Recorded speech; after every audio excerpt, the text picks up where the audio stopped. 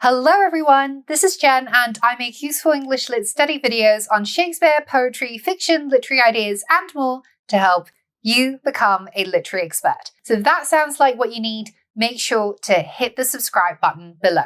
So in today's video, we are looking at 3 of the most important quotations in Tennessee Williams' play A Streetcar Named Desire, which is one of the most iconic works of mid-20th century American drama. In a nutshell, it's a tragedy about a Southern belle's futile longing for a historical and personal past of a bygone golden era when Confederacy plantation owners held dominant social power in Southern United States, when women born into such socio-cultural gentility were shielded from the abrupt rapid shifts in a morphing multicultural nation. Centered on the complex protagonist Blanche DuBois, who comes from inherited Southern wealth but has fallen on hard times, Streetcar is a poignant exploration of what happens to people when they are forced to face radically different circumstances in life and how difficult it can be to resist temptation and moral compromise when all that one knows is sadness and desperation. One reason why Streetcar is such an incredible, timeless literary work is Williams' skill in crafting deeply contradictory characters who inspire pity and disdain in equal measure. And in our conflicted emotional responses to figures like Blanche DuBois and Stanley Kowalskis, we are invited to consider if we should feel the same degree of judgment towards their delusion, arrogance, or crudeness had we been in similar desperate straits as them. For Blanche, her desperation is one of hoping to return to a past social order, which is gradually extinct as it makes way for a new one that Stanley, the immigrant upstart, strives to realize through brute force and hard grind. They are simply characters who feel a sharp need to assert their existence in a world which they feel is daily slipping away from their control. The play's title features the word desire, meaning a strong sense of wanting something or someone, which so often carries sexual or romantic connotations. And while the play does contain plenty of sexual energy, the most primary manifestation of it being Stanley's rape of Blanche towards the end, perhaps the deepest desire that both characters harbour is not so much a sexual and primal one as it is an existential and epistemological one, specifically for a sense of individual power and agency in a world that otherwise seems to reject or doubt the value of their very existence, and to make sense of the chaotic changes that have so suddenly ruptured the fabric of their lives. So in the rest of this video, I will be examining 3 key moments in the play with an eye on this argument. So with that, let's get straight into it.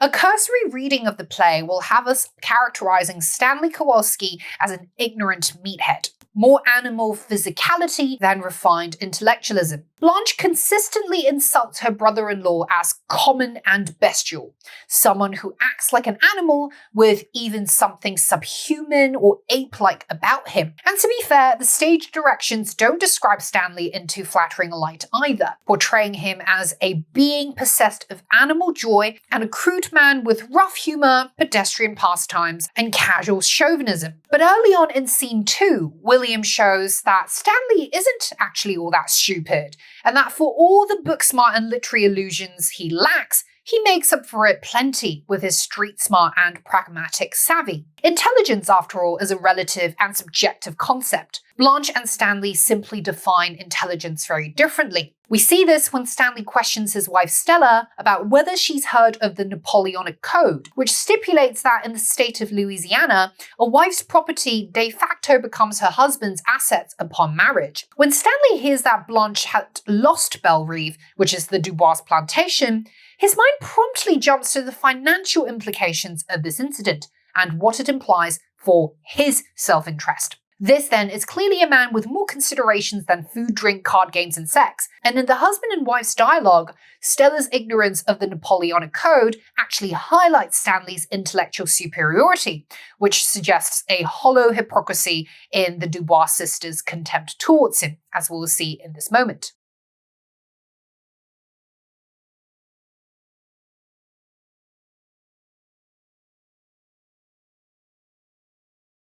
Now for Stanley, his raison d'etre is possession of all forms. By marrying Stella, he possesses the woman, but just as importantly, by virtue of his marriage, he seeks to possess the socio-economic and material benefits that such a marriage would bring him. Later on in the play, we'll see Stanley seeking a much more primal form of possession by raping Blanche, and not necessarily because he desires the woman per se, but in a similar vein of logic as his marrying Stella to possess Belle Reve, he rapes Blanche to possess or symbolically lay claim over the social status that she represents, as a perverse way of overwriting the fact of his lowly, commoner birth that Blanche so disdains. By the way, guys, if you find this video helpful so far, I'd massively appreciate it if you could hit the thumbs up button below and subscribe to my channel so that you don't miss out on any of my top grade lit study content going forward. I'd also encourage you to check out my membership program by clicking the join button below if you want exclusive access to members only study content and make special video requests. I'll see you there.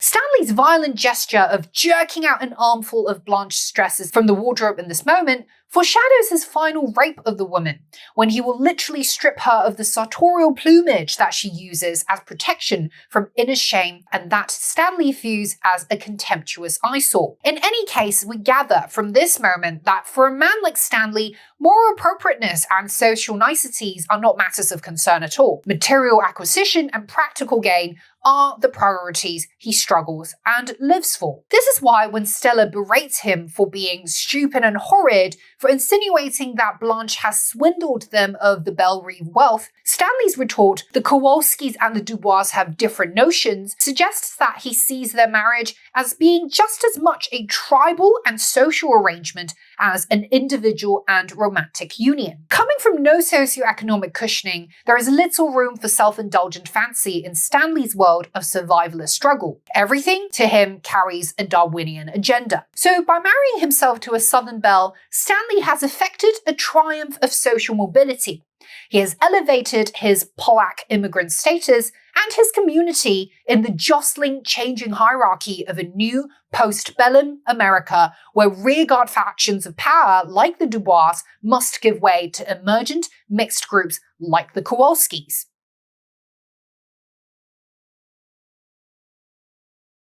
Now, one of the more baffling questions about marriage and romance is the tendency of some people gravitating towards those who hurt them. It's the classic paradox of hurting those we love the most, perhaps because we take them for granted and assume that they'll stick around forever. As a result, there's little incentive to correct bad and sometimes even abusive behaviour. This seems very much like the dynamics of Stanley and Stella's marriage, which the audience is given a first glimpse of in scene 3, when a drunken Stanley hits his pregnant wife after a rowdy round of cards, only to then regret his actions and cry for his wife's forgiveness. The stage directions present their union with careful poignancy, and through the delicate descriptions of a remorseful husband and a yielding wife coming together once again, the audience is made to feel, not necessarily to understand, however, the blindness of love, as you'll see in this moment.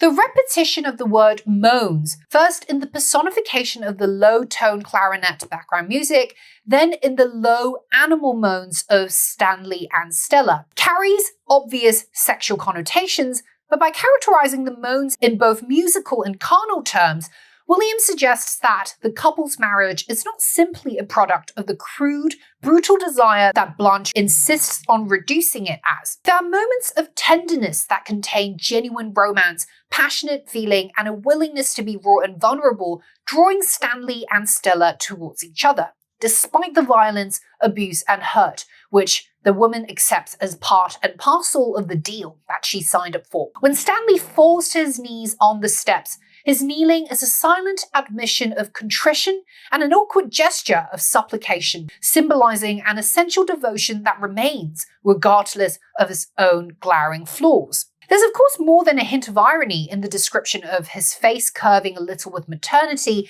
as he presses it into her belly, given that Stella is the mother carrying the child. But perhaps Stanley's maternity is reflected in his fierce protection of their family unit, which contains Stella, their child, their flat, and even the values and culture of the French Quarter, against Blanche's haughty and threatening intrusion. Later, when an incredulous Blanche questions how her sister could possibly stay with a husband who abuses her, Stella's response crystallizes the complexity and contradictions in marriage, as well as the idea that love can mean whatever one wants and accepts it to be.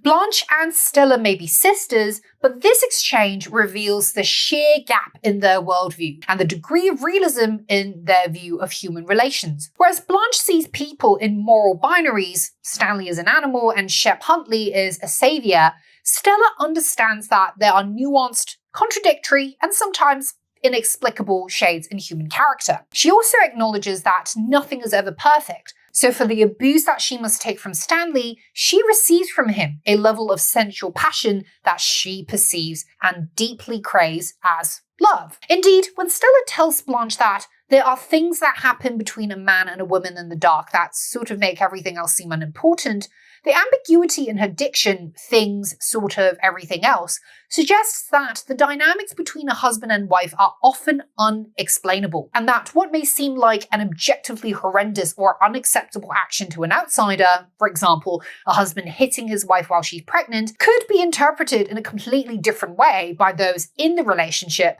because they willingly see each other through rose-tinted or delusional perspectives. The fact that Stella matter-of-factly asserts, "I have told you I love him," despite Blanche's moral judgment of Stanley, shows that love can often be irrational, but also all that's necessary to adequately explain what to onlookers seem like an awfully inadequate explanation for staying in an abusive relationship or marriage. The senselessness of this is reinforced and acknowledged by Stella's half-mocking, half-helpless retort to her sister's histrionic disapproval, when she scoffs, "I can't help your trembling if you insist on trembling." A lot of things don't make sense or fall short of ideal standards when two people decide to join their lives together. But the not making sense, the disappointments, and the moments of hurt are all but inevitable in such a complex arrangement as marriage.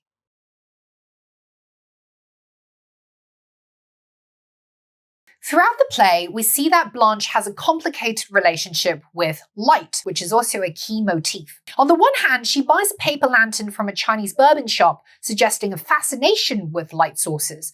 But she uses it to cover a naked light bulb because apparently she can't stand it any more than she can a rude remark or a vulgar action. The honest truth, however, as Mitch symbolically exposes in scene 9 after he hears from Stanley about Blanche's seedy past as a prostitute in Laurel, is that Blanche herself so fears being seen in bright light because she can't bear to have her physical or moral decay laid bare to others and to herself. She is not, in Stanley's words at the start of the play, one to lay her cards on the table, because they've been tainted with various shades of shame. Evading light represents avoiding the truth. But one other way through which Blanche escapes from the truth of her less than perfect past is by indulging in magical thinking. We see this in the moment when Mitch insists on seeing her good and plain in the light.